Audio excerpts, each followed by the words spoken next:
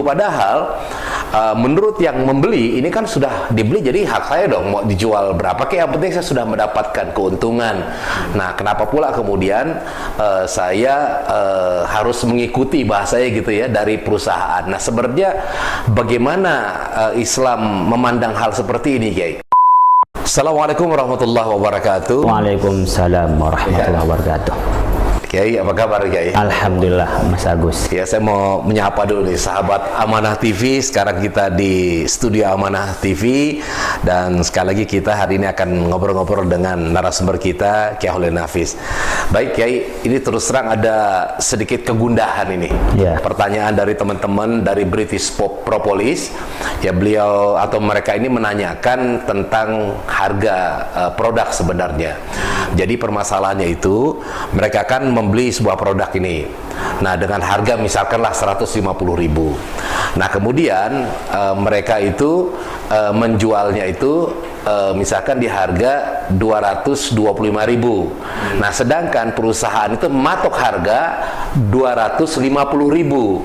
Jadi harus 250.000, padahal menurut yang membeli ini kan sudah dibeli, jadi hak saya dong mau dijual berapa kayak, yang penting saya sudah mendapatkan keuntungan. Nah, kenapa pula kemudian saya harus mengikuti bahasanya gitu ya dari perusahaan. Nah, sebenarnya bagaimana Islam memandang hal seperti ini, Kiai? Ya, terima kasih Mas Agus atas pertanyaan, juga kepada teman-teman di BP ya, yang tergabung di dalamnya.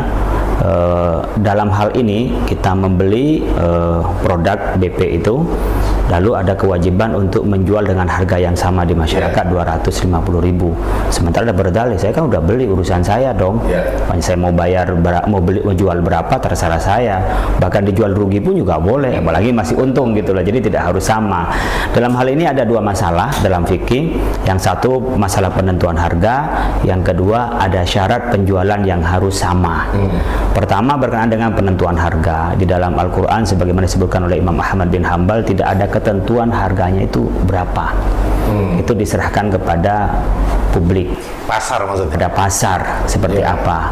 Bahkan ketika Rasulullah SAW itu diminta oleh para sahabat untuk menentukan harga karena harga tidak stabil di pasar, Nabi mengatakan selama itu tidak ada kecurangan, Allah lah yang maha memberi harga.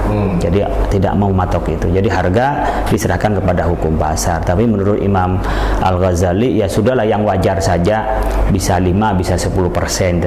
Intinya tidak ada keterangan yang pasti dari Al-Quran dan hadis yang wajib mematok harga. Itu dikembalikan kepada pasar. Nah, di dalam penentuan harga ini ya tentunya kembali kepada yang layak. Mau dihargain berapa terserah. Nah, apalagi di situ tidak ada kecurangan, ya silahkan, harga itu adalah kebebasan kita bersama. Tetapi ya kita harus mengikuti pada batas kewajaran. Jangan sampai ada berlipat ganda sampai haji mumpung orang butuh, saya hargain yang mahal. Jadi selagi harga itu masih wajar, tidak ada kecurangan, disampaikan apa adanya, itu sah-sah saja.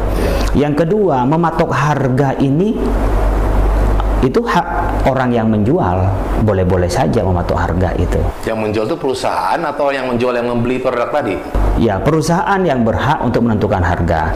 Tapi orang yang membeli harus dengan syarat menjual seperti ketentuan dari perusahaan, itu namanya mensyaratkan kepada pembelian sesuatu itu. Nah, memberikan syarat itu memang khilafi antara ulama ya. Ada yang mengatakan nggak boleh ngasih syarat dong.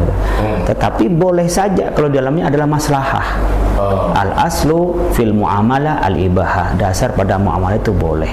Ya, di sini ketika ada kesepakatan antara mereka, nih kamu boleh bergabung loh dengan BP, Anda bisa jadi agen, tapi penjualan harus semua sama. Untuk melindungi apa? Agen-agen yang kecil, penjual-penjual yang kecil. Karena nanti kalau ada penjual yang besar di drop dengan harga yang murah, kan yang kecil nggak laku. Maka untuk menjaga kemaslahatan ini, maka harganya disamakan semua. Itu boleh.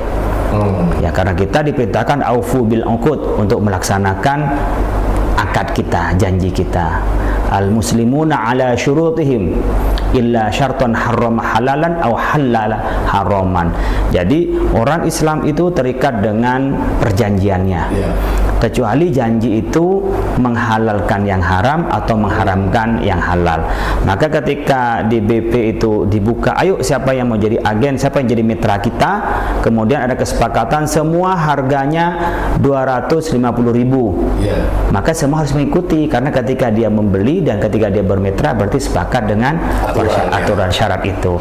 Tetapi anjuran saya barangkali karena ini sifatnya kemitraan gitu, bisa saja ketika mereka menjadi mitranya atau menjadi agennya itu dituangkan dalam bentuk perjanjian tertulis, sehingga tidak hanya dari lisan ke lisan, tapi lebih kuat secara hukum ya. Hukum Indonesia lebih kuat daripada sekedar lisan-lisan. Oleh karena itu jawaban saya, menentukan harga itu hak penjual dan hak pembeli untuk menerima ridho dengan hal itu.